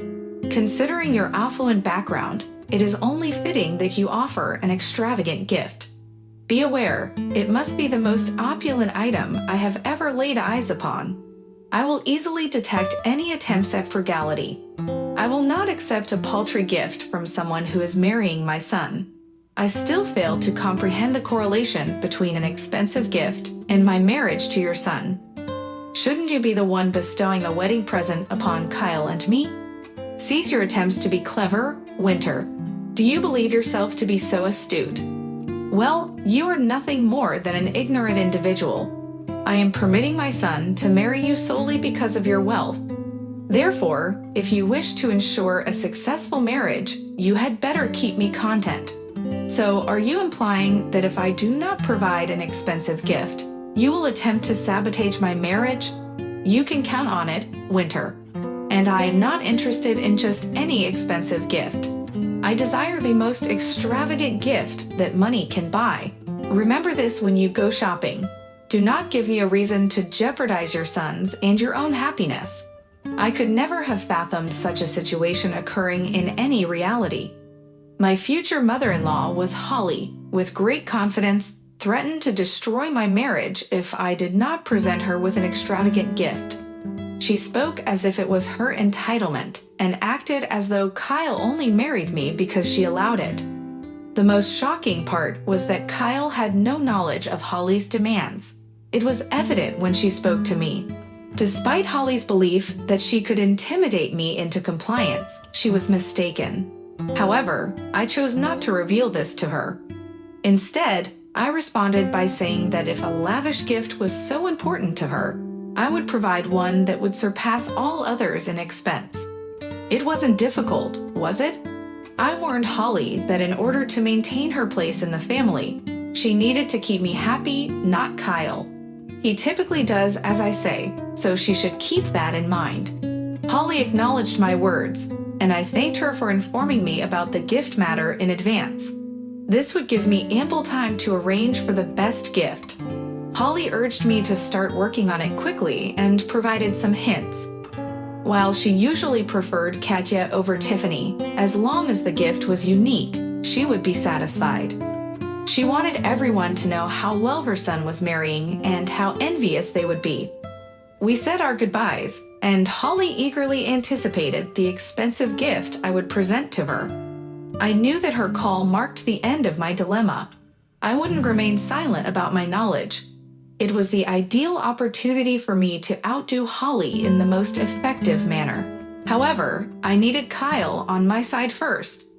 Kyle was well aware of the fact that his mother is a selfish individual, so I doubted he would object to my plans. Nevertheless, I needed to inform him of everything and obtain his confirmation. That evening, when Kyle returned from work, I immediately approached him. He was slightly confused about what was so urgent, but he didn't protest much. I seated him down and presented him with all the messages I had exchanged with Holly. He read through the messages and became absolutely enraged with Holly. He stated, "That's it. This woman has truly exceeded all limits today. My goodness, Winter, I am so embarrassed. I sincerely apologize for my mother's disrespectful behavior towards you. I promise I would have proposed to you even if she didn't approve. Don't worry, Kyle. Your earlier warning about Holly had prepared me for this. Besides, I know you genuinely love me and won't abandon me just because your mother tells you to. You are in the clear. Mother has truly transformed into an exceedingly selfish woman, Winter. I mean, I understand she can be demanding, but this is on a whole different level of entitlement. I think we should discuss this with Father. He wouldn't tolerate her disrespect towards you. Actually, I don't think that would be sufficient for me. I have something else to disclose to you, Kyle." I was somewhat undecided about what to do with this information, but I suppose Holly resolved the dilemma for me. It's actually regarding Holly, and I believe you should be aware of this. In addition, I proceeded to inform Kyle everything I was aware of regarding Holly. He attentively listened to me and appeared utterly horrified. He had no inkling of Holly's true nature. He was enraged and promptly consented to participate in the scheme I had devised. I suppose this is where I should disclose to all of you what was going on with Holly. You see, she was actually engaging in an extramarital affair with a wealthy gentleman whom my father was acquainted with. As it turns out, Holly had been involved in this illicit relationship for the past year, solely for the purpose of receiving lavish gifts and luxurious vacations. Archie, her husband, was completely oblivious to all of this. He was under the impression that Holly's trips were solely to visit her ailing sister. However, the truth was that she was gallivanting around the world with this other man. I divulged everything to Kyle, and together we commenced gathering evidence to expose her deceit. Due to our substantial incomes, we were able to hire a private investigator to monitor Holly's activities and gather proof of her affair. This investigator possessed exceptional skills and managed to provide us with compelling photographs and detailed information. Holly's days of deception were now numbered. Kyle and I were determined to ensure justice prevailed. We refrained from revealing anything until the opportune moment, the party. Holly had gone to great lengths to organize an extravagant event, but she had overlooked her lack of experience in hosting such grand affairs. Regardless, when Kyle and I arrived, his parents greeted us with joy, albeit for different reasons. There were several reasons why Archie was thrilled to celebrate our engagement. Holly, on the other hand, was curious to see what I was carrying with me. She exclaimed loudly, "Oh my goodness, here come the two very special individuals in my life. The life of the party has arrived, everyone. As you are all aware, my son Kyle is marrying this amazing woman, Winter. I am overjoyed to announce their engagement here today. Welcome to the family, Winter. I hear that you have something to present to us as a welcoming gesture." "That is correct. I have a lovely gift for both you and Archie. Why don't the two of you open the gift together, or would you prefer to go first?" "Oh, I would be delighted to be the first one. Archie isn't particularly interested in gifts and such. You know, Winter, you really didn't have to bring us anything. It's a special day, Holly. I wanted to make it memorable, so I found the perfect gift for you and Archie as well. Please go ahead and open it." I handed Holly the gift and encouraged her to open it. She appeared very excited and seemed to be expecting jewelry, as she had mentioned. I had the clever idea of using a beautiful velvet box to hold the special gift. I do have a fondness for theatrics, so forgive me. Holly opens the box and immediately becomes pale. She looks at me with wide eyes and then back at the box. Everyone around us is eager to know what she has received from me. I am quite certain that she had told some of her friends about receiving an expensive gift from her wealthy daughter-in-law. But now Holly clutches the box tightly and refuses to show it to anyone. I inquire, "What's Holly? What is the matter? Did you not appreciate my gift? I recall you asking me to bring something from Cartier, but you also mentioned that it should be the most extravagant present you have ever seen. I made sure to fulfill that request. Why are you mentioning Winter, Holly?" "Yes, she messaged me and requested a nice gift. She also insisted that it be the most expensive gift ever. If I did not comply with her demands, she threatened to ruin my marriage." "Holly, did you really say that to Winter? Why on earth would you do such a thing? And Winter, you should have approached me about this. You did not need to bring her a gift. In fact, I purchased this for you, Archie. I believe you should see it, and I would appreciate it if you could show everyone what I got her." Archie stared at Holly suspiciously and instructed her to hand over whatever I gave her. Holly looked at him fearfully and refused to surrender the box. Archie grew increasingly angry with her. He forcefully took the box from her and discovered its contents. Inside the box were numerous photographs of Holly kissing and engaging in romantic activities with her affair partner. I also included additional evidence of their romantic getaways, which our private investigator provided us. Archie gazed at the evidence and yelled at Holly. He demanded to know what all of this meant. "Holly, are you cheating on me? Answer me, Holly. Do not try to distance yourself from me. It will not work. Explain to me the significance of these pictures, Holly. What is the experience like, Holly? These images are crystal clear. How do you adequately explain this, Holly? What would she express, Dad? I don't think she has the courage to acknowledge her own wrongdoings in front of everyone." We employed a private detective and discovered the truth. Winter's father had cautioned her about witnessing Mom with one of his colleagues. "Apologies, Archie. I didn't want you to discover this in such a manner. But I believe you and everyone else needed to witness the true nature of Holly.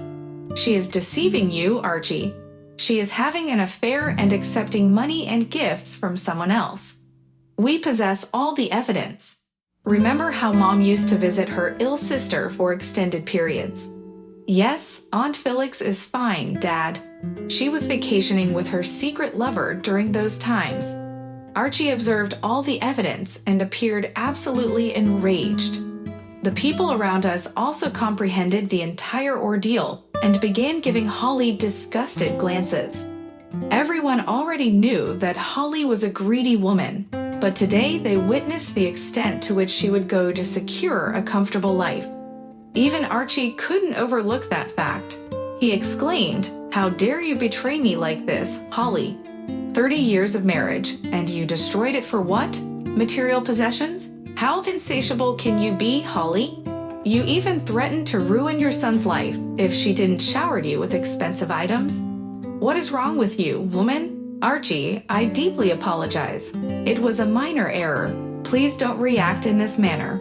Trust me, Archie. It was a long time ago. I swear I recently put an end to it." "Is that so, Holly? Then why do the photographs have recent timestamps? To my knowledge, you recently went on a trip to visit your sister." "We spoke to your sister, and she denied that you visited her. In fact, she mentioned that she wasn't even ill. Aunt Felix is quite angry with you, Mom. You should be cautious of receiving angry phone calls soon. She will confront you very soon." Holly realized that she had been caught in the act. She began to cry and attempted to gain Archie's attention. She understood that she needed to make an effort to salvage her marriage with Archie. She said, "Listen, Archie, I acknowledge that I made a significant mistake, but it held no meaning for me. Please don't take drastic actions because of this. I genuinely love you, and I promise to cut off all communication with him. Don't make empty promises, Holly. I will no longer believe your falsehoods. I have had lingering suspicions that you are up to something dishonest. However, I never once considered that you would cheat on me. Look at where your greed has led you, Holly. Do you think I will stay with you after this? Archie, please don't make hasty decisions. We have been married for 30 years. You can't throw it all away for nothing. Think about this, Archie. Do you believe that cheating on me means nothing? Yes, we have been married for 30 years, but you were the one who violated our vows. You have no right to dictate what I should do. I will be filing for divorce, Holly. You wanted an expensive gift for winter, right? Well, you have received the most costly gift of all. Good luck, Holly. You will now need to pay your lawyer's fees," Archie concluded. And so he entered the house. We made the decision to give him some space and not disturb him. All the people at the gathering scolded Holly and departed as well. Who would want to remain after everything that happened? When it was our turn to depart, Holly attempted to blame me for it all. She exclaimed, "Winter, you sorceress! How dare you ruin my marriage? You had no authority, Winter. You had no authority to do this. Just like you had no authority to threaten my marriage, Holly. Why were you so upset? I gave you what you desired. A costly present that resulted in the demise of your entire marriage. I simply did what my beloved mother-in-law desired. You are a terrible, terrible woman, Winter. This is all your fault. I will not spare you if Archie divorces you. Just wait and see. Stop making threats towards my future spouse, Mother. This is enough. You have absolutely no shame after destroying your own marriage with your own actions. How dare you attempt to extort gifts from Winter by threatening our marriage? Winter did the correct thing, and Dad is doing the correct thing as well. As for me, let me inform you, Mother, that I no longer wish to maintain contact with you. I am finished with you. You are no longer invited to the wedding either. Do not bother attending or you will be expelled." Holly then tried to persuade Kyle to change his mind. She was a weeping mess and unsure of what she could do to rectify the entire situation. She was beginning to have a breakdown right in front of us. Kyle and I simply walked away. We wanted no part in this any longer. The following day, Holly arrived at our doorstep. Apparently, Archie had expelled her and consulted an attorney about initiating divorce proceedings. Because they had a post-nuptial agreement in effect, there was no possibility she would receive anything from him. We also reside in a fault-based jurisdiction, so my mother-in-law couldn't take any action to obtain money or assets from Archie. She has never held a job in her entire life and didn't have much money to hire an attorney or support herself financially. Her extramarital partner departed as soon as she informed him of being caught. He knew that this woman would become a burden on him, and he had no intention of marrying her anyway. So Holly was left with limited funds and no marriage. I truly did provide her with the greatest gift imaginable. Archie proceeded with the divorce and disregarded Holly's pleas. We rejected her on that very day and blocked her on all communication platforms. We even employed security personnel to prevent her from attending our wedding. Our wedding went smoothly without any issues on our part.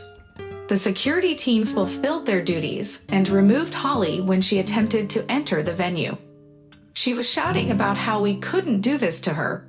Fortunately, we didn't hear a single word of it. We were too busy enjoying our wedding and received second-hand accounts from others. As far as I am aware, Holly has traveled to her sister Felix in another state. However, her sister refused to accommodate her for more than a month. She is now employed as a Walmart staff member locally and resides in a mobile home. Kyle and I are relishing in marital happiness and supporting his father as he recovers from the consequences of Holly's infidelity. It appears that Holly will be keeping her distance from us from now on.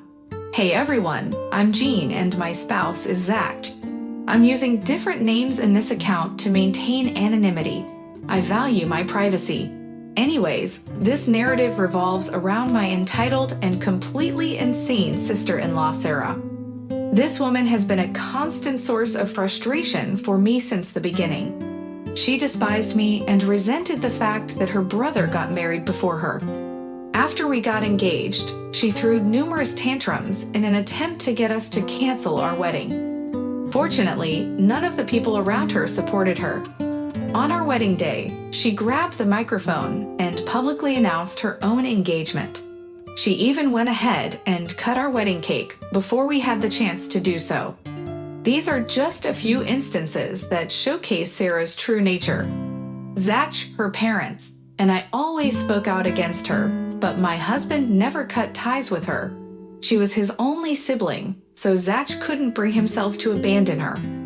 We had countless arguments about this, but never reached a resolution.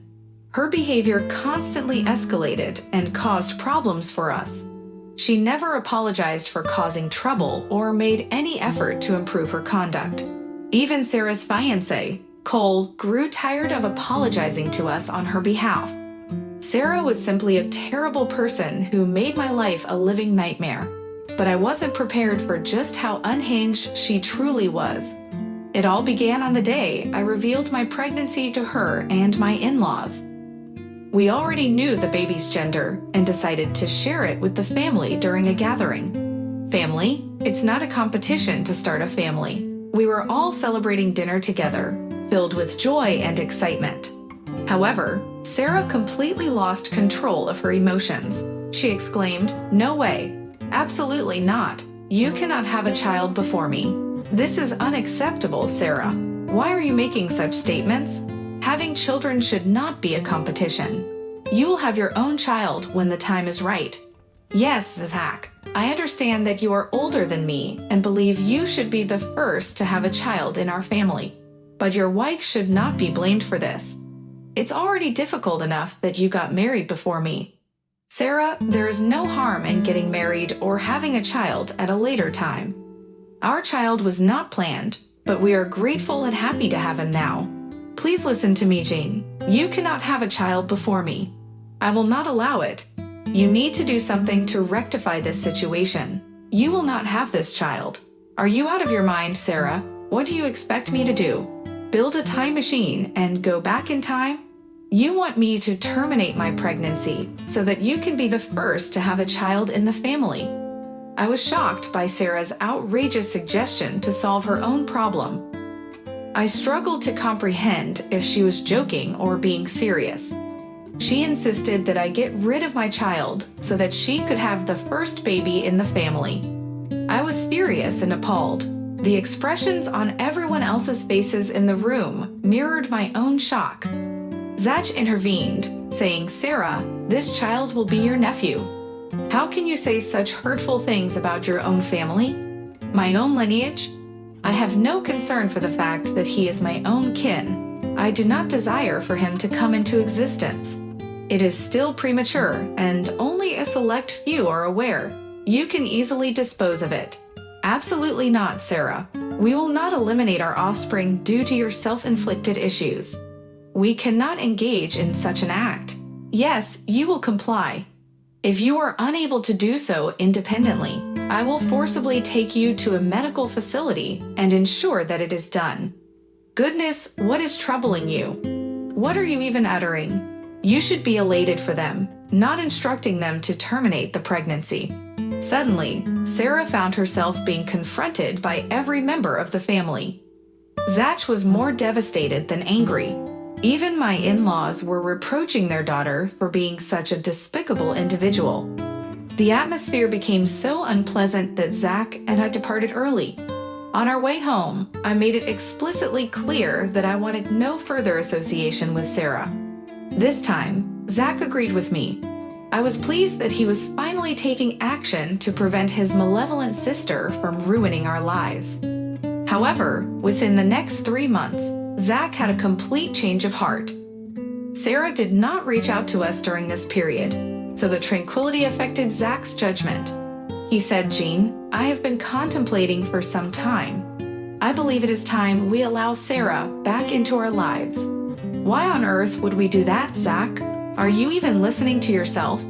Look, I understand that you believe my sister is irrational, and I have my doubts as well, but she has not said or done anything in the past 3 months.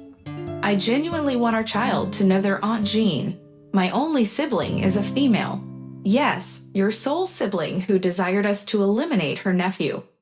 Your reasoning is flawless, Zach. What occurred is in the past now, Jean. I am confident she has had time to calm down and reconsider things. Our parents are also stating that she has changed her mind. Perhaps we can offer her an opportunity. Why don't we encounter her at the upcoming family gathering? It is cruel to request our parents not to include her. We cannot continue to avoid family dinners just because she is present." Zach and I engaged in a lengthy discussion and a minor disagreement regarding his reasoning. However, I could sense his determination to reintegrate Sarah into our lives. I was not in agreement with his reasoning, but thought that I could give Sarah one last chance. Besides, I did not want Zach to hold me responsible for separating him and our child from Sarah, so I consented to giving her a chance. Do not worry, I also pledged to be cautious. I did not trust Sarah at all, particularly after her outburst. Well, it turns out I was correct in not trusting Sarah. We had the dinner planned, and everyone was enthusiastic. Even Zach was excited because he believed that this time he would elicit a positive reaction from Sarah. I highly doubt that, and my doubts were confirmed a day before the celebration. It was Cole who contacted me with the unfortunate news. He said, "Apologies for interrupting Eugene. I am aware that you are experiencing difficulties with this pregnancy, and I do not wish to further stress you. But I needed to inform you about something." "What is it, Cole? You sound very distressed. You can confide in me. What is happening?" "It concerns Sarah, Jean. She has been plotting to sabotage your pregnancy. I am concerned that she intends to harm your child." "What are you implying, Cole? This is a very grave accusation. You must provide me with all the details." "Sarah has informed her parents about bringing cupcakes for dinner. However, she failed to mention her plan of adding aspirin to your cupcakes. She is aware that your doctor advised against taking aspirin, and she knows the potential consequences if you were to consume it. So Sarah intended to prepare cupcakes laced with aspirin for me. This woman went to great lengths to cause harm to my unborn child. When Sarah's fiancé informed me about this, I was utterly horrified. He mentioned that he tried his best to dissuade Sarah from such vindictive actions, but he was uncertain if she would listen to him at all. He was already becoming extremely frustrated with her and said, "I understand why you are speechless, Jean. You may think that I am fabricating this. Trust me, I wish it were a joke. Unfortunately, it is not. This has been plaguing my thoughts for some time, Jean. I knew I had to inform you." "It's all right, Cole. I genuinely appreciate you informing me about this. You did the right thing. It is difficult to fathom that Sarah would go to such extremes, but one can never underestimate the depths of human depravity. Believe me, Jean, I am disgusted by Sarah's actions. I am deeply contemplating whether I want to remain with someone so sick and twisted." "I understand your perspective, Cole. This revelation has shaken me to the core. We must carefully consider our next steps.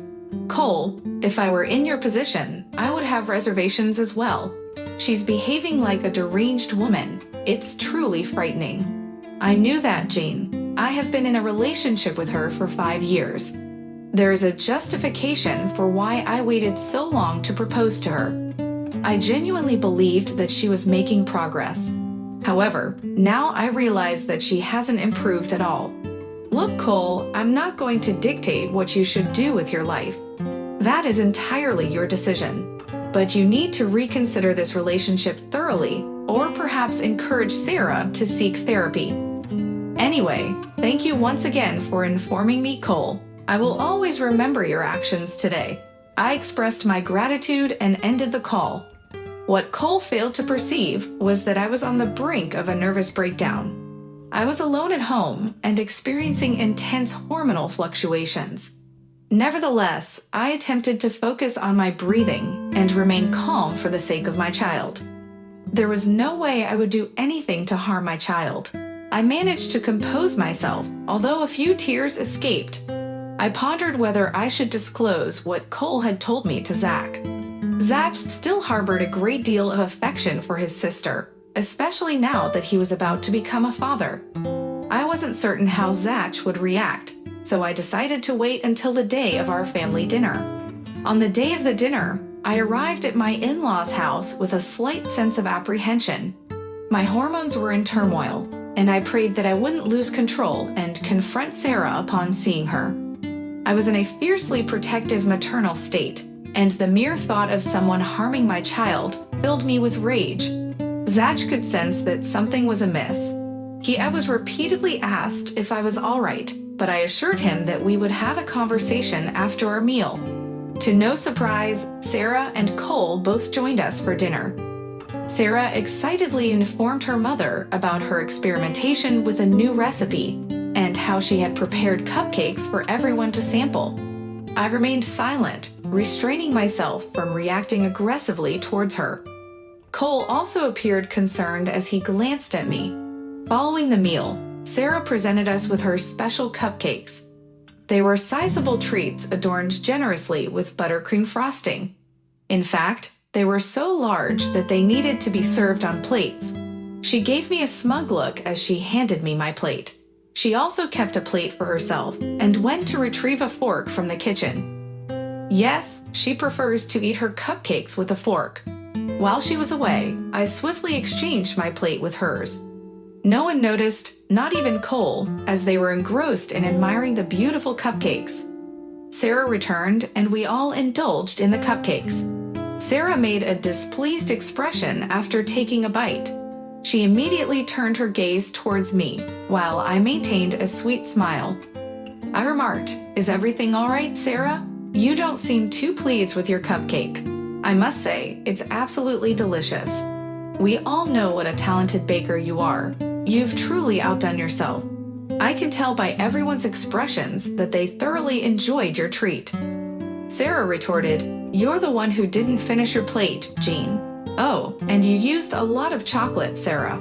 You're aware it contains caffeine, right? I actually had a small chocolate bar before coming here. I didn't want to overdo it. Desire to take an excessive amount of drugs." Denim is correct, Sarah. The muffin is tasty, but she shouldn't consume it all today. We cannot take the risk of harming the unborn child. I apologize for that, Sarah, but please feel free to finish your muffin, Sarah. It would be unfortunate to waste such a delightful treat. I will bring mine home and enjoy it tomorrow." Sarah appeared quite angry with me and dropped the matter reluctantly. She reluctantly finished her own muffin, even though she mistakenly ate the wrong one.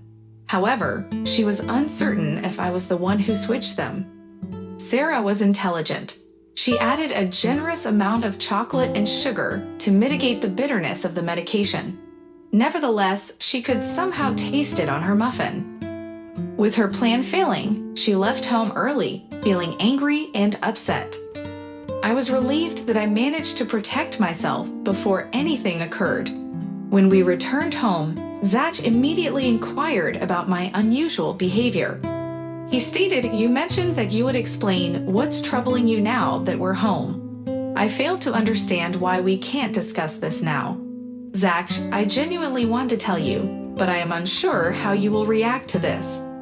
"What is it, Jean?" "I promise I will remain composed. There is no way I would do or say anything to harm my pregnant wife. Zach, your sister attempted to cause a miscarriage. She spiked my muffin with aspirin tablets. Cole informed me of her plan last night. To avoid consuming the spiked muffin, I switched her plate with mine. Since it only contained aspirin, I allowed Sarah to eat her own special muffin." "What on earth are you saying, Jean? There is no possible way this is true. I understand that my sister has been unkind to you, but she would never engage in such behavior. This must be a prank, Jean." Zach and I had a lengthy argument about it. I even asked him to speak with Cole and confirm the facts. Zach found it difficult to believe that Sarah would commit such a terrible and twisted act. He was completely shocked. Just as I was about to call Cole for verification, he contacted us instead. He seemed panicked and instructed us to meet him at the hospital.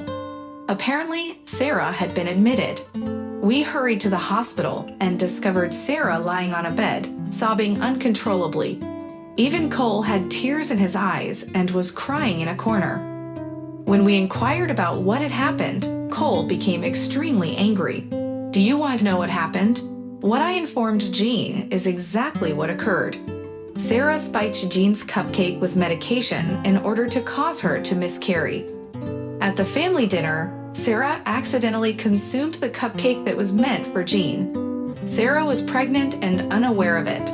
Unfortunately, we lost the baby due to her disturbed plan." "What?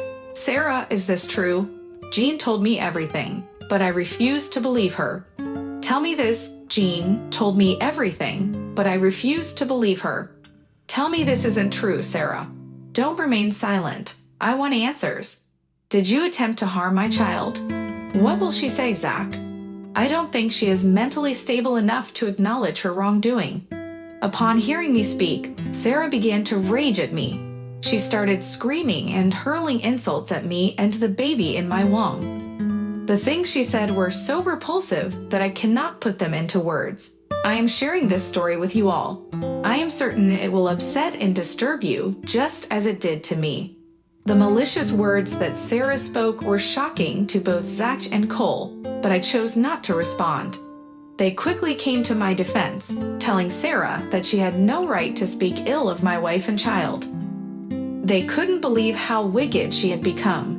They called her sick and irrational, regretting ever allowing her back into their lives. Their intention was simply for my child to have a relationship with his aunt, but now they realized they had invited a monster. Zach told Sarah to be quiet, expressing his frustration with her constant talk about the baby. He had grown tired of it. Sarah then revealed her true feelings, saying she never wanted to be involved in the child's life and expressing her hatred towards him and my wife. She even went as far as wishing harm upon the child, believing that my wife should have suffered a loss instead. Zach was furious, defending Jean and blaming Sarah for the loss of their baby. He reminded her that he had warned her and begged her not to do something so terrible, but she ignored his pleas. Sarah believed she was justified in her actions, claiming that she wanted to end the life of the child because she felt entitled to be pregnant before Jean. She held a deep resentment towards Jean and her baby. Sarah expressed her regret, wishing that she had been more cautious so that Jean would be the one suffering. She promised to seek revenge on Jean for killing her child. Jean defended herself, stating that Sarah was delusional for blaming her for the consequences of her own actions. Jean argued that if Sarah hadn't spiked her cupcake, none of this would have happened. She believed it was a twist of fate. Repercussions await you for your attempted actions against me. The concept of karma truly exists. No, this is entirely your responsibility. I am aware that you must have engaged in some wrongdoing. I ensured that you received the spiked cupcake. I ensured that you would experience the loss of the baby. Yes, Sarah, you exerted every effort to cause me to lose my child. Unfortunately for you, Cole divulged your scheme during today's dinner. I exchanged my plate with yours. I had no knowledge of your pregnancy, and I assume neither did you. Did you? Upon hearing this, Sarah commenced screaming at me once again. She even attempted to rise from the bed and launch herself at me. Cole apprehended her and restrained her on the bed. Sarah failed to realize that she had confessed to her own malevolent plans. Zach was furious and declared, "That's it, Sarah." Zach was furious and declared, "That's it, Sarah. I love you and desired for my child to have an aunt. I allowed my emotions to overwhelm me and permitted you to be around my wife and child once more. I had no inkling that you would go to such lengths to satisfy your ego. What she did to you was unintentional, but what you did was deliberate. There is no way I will ever permit you back into our lives. I am utterly finished with you. Cole, my apologies, but you should seriously reconsider your engagement. You know what, everyone? I no longer need to contemplate this matter. After today, I want absolutely nothing to do with you, Sarah. This engagement and relationship are both terminated. You may keep the ring. I refuse to remain with someone so determined to ruin others. Are you leaving me, Cole? It was Jane's fault that I lost our child. It was your mistake that you disclosed my plan to her. You were equally accountable for me losing my child. How on earth is Cole accountable, Sarah? He attempted to prevent you multiple times. You are the one who didn't listen. And don't accuse Jean. She is not some deranged person who goes around casually scheming to harm infants. You are the one who caused this and became trapped in your own scheme. Cole, I support your choice to leave my sister. You can come live with us if you need to be away from her. We don't mind. Cole promptly accepted Zach's offer and decided to stay with us temporarily. He was so repulsed by Sarah that he no longer wanted to be in her presence. My in-laws came to visit Sarah and were provided with all the unpleasant details of what occurred. They were appalled to learn that their daughter had transformed into a mentally unstable individual. They supported us, but also chose to accommodate Sarah, at least until she recovered. We ensured that my in-laws would stay with Sarah and then departed. In the following days, there was complete silence from Sarah. My in-laws gave her a stern lecture and threatened to evict her if she didn't keep quiet. They didn't want her to disturb me since she was making some malicious threats towards me. After 2 weeks, they were compelled to have her admitted to a psychiatric facility. Apparently, some of Sarah's acquaintances learned about the incident and contacted my in-laws to share more stories of Sarah's descent into madness. Engaging in unpleasant behavior and causing trouble, my in-laws eventually became aware that something was amiss with Sarah and had her admitted to a facility. However, Sarah voluntarily left within a week and issued threats to them for placing her there. Consequently, my in-laws were compelled to involve the authorities and have her removed. They are devastated and no longer wish to have any association with her. Now, let's move on to some positive news. Recently, I gave birth to a healthy baby boy. The stress caused by Sarah had made both Zach and me extremely apprehensive until our son's arrival. Thankfully, things have calmed down now, so I have decided to share the story. Cole is also doing well and has relocated nearby. Since he has become a friend, we have allowed him to spend time with our child. Sarah no longer contacts us due to a restraining order we obtained against her. We utilize the evidence from her messages and witness testimonies from Cole to secure the order.